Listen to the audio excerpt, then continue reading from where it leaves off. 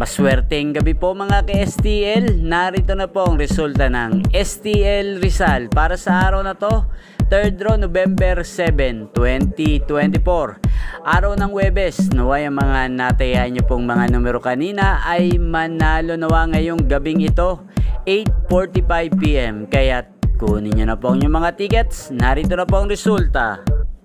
Para po sa STL Rizal, 3rd draw result, 8:45 PM ang mga numerong nanalo. 1 at 12 in exact order sa lahat po ng tumaya kanina para sa 3rd draw ng 1 at 12.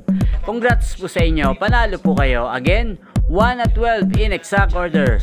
Shoutout po natin para sa gabing ito si Ate Grace. Ate Grace, shoutout po sa iyo.